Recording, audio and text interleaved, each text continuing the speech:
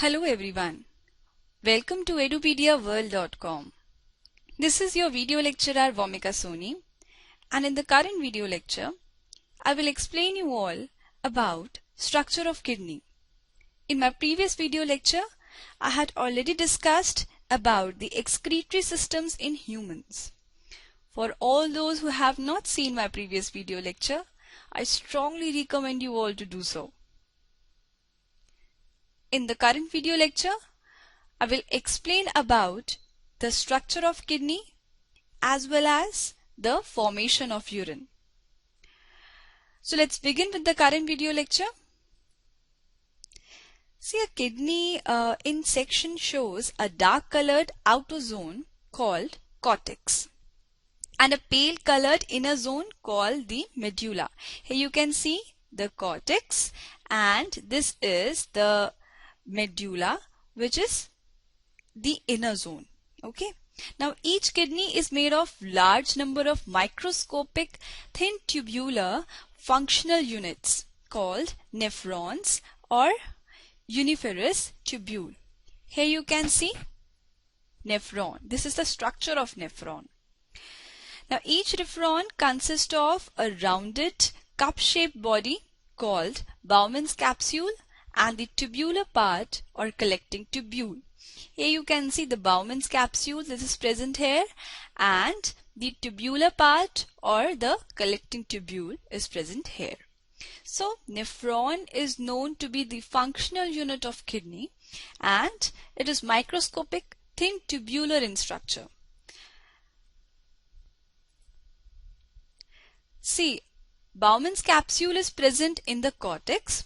This is the cortex as we have discussed earlier. Here the Bowman's capsule is present. And the medulla consists of major portion of the tubular part. Tubular part is present in the structure of nephron as we discussed in the previous slide. Now the Bowman's capsule contains a ball of finely divided and intertwined blood capillaries which are formed by repeated branching of the renal artery. These structures are called glomeruli. Singular for this term is glomerulus. And the Bowman's capsule and the glomerulus together are called Malpighian capsule or renal capsule. Okay. Now the blood capillaries bring waste and excess water from the body to the kidneys. The tubular part is highly coiled and it consists of proximal or first convoluted tubule. Here you can see the first or proximal convoluted tubule. This is the one, and the next is loop of Henle, which is U-shaped. This is the loop of Henle, and the third one is distal or second convoluted tubule. This is the second convoluted tubule, which is also known as distal convoluted tubule. Distal convoluted tubule opens into a collecting duct. The distal convoluted tubules of many nephrons join to form the collecting duct. Collecting ducts collect urine from the nephrons and transport in the medulla of kidney. You can see here, this is the collecting duct. See, the formation of urine is the next topic that I will discuss. The formation of urine requires three distinct processes. The first process is ultrafiltration, the next one is tubular reabsorption, and the third one is tubular secretion. In case of ultrafiltration, a simple mechanical process of ultrafiltration at the glomerular capsule occurs. Then tubular reabsorption at the proximal or first convoluted tubule in particular occurs, and tubular secretion at the distal or second convoluted tubule takes place. Okay. Now the blood enters the kidney, contains more oxygen and less carbon dioxide.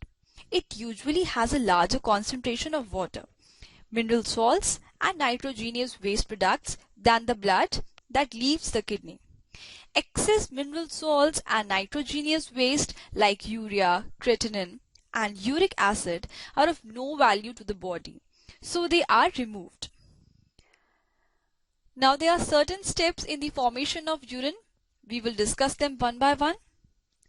The blood carrying the waste material like urea is brought by the renal artery to the glomerule. Then what happens next? Next happens glomerular filtration. This is the next step. What happens in this case? In the glomerulus, the filter is very fine and only small molecules are filtered off from the blood. That is why it is known as ultrafiltration. See, water and small solutes are filtered while all solids and large molecules are retained. The blood cells and molecules like proteins, fats are not filtered in healthy environment, in healthy individual. The filtrate flowing through the tubule contains water, mineral salts, glucose, amino acids and nitrogenous waste products. Also, the blood pressure forces small molecules from glomerular capsule. In normal adult, about 120 ml of filtrate is formed in the kidneys every minute. Over 99% of it is reabsorbed from the proximate, first convoluted tubule. Now the second step is selective reabsorption or tubular reabsorption. What happens in this step? In a normal adult, about 120 ml of filtrate is formed in kidneys every minute, that we discussed in the previous slide. If this amount of filtrate were allowed to pass out as urine, the body would lose far too much water and other useful substances and would soon be dehydrated. Thus, the filtrate passes through the tubule, a selective reabsorption of useful material occurs. This means that useful material are taken back into the bloodstream. See, most of the water is reabsorbed by osmosis. Some mineral salts and in a normal individual, all of the glucose and amino acids are reabsorbed through the walls of the tubule into the surrounding blood capillaries.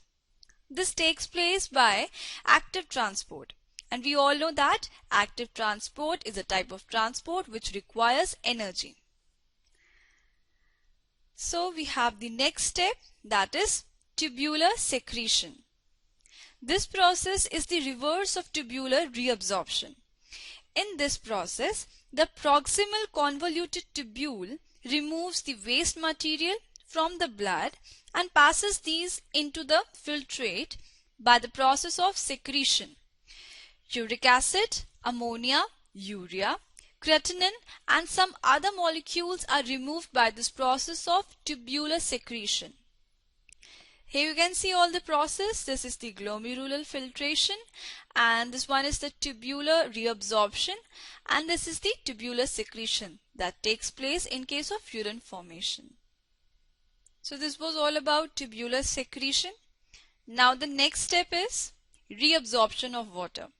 See, along the length of nephron and notably at the loop of Henle and collecting duct, water returns by osmosis following active reabsorption of salt.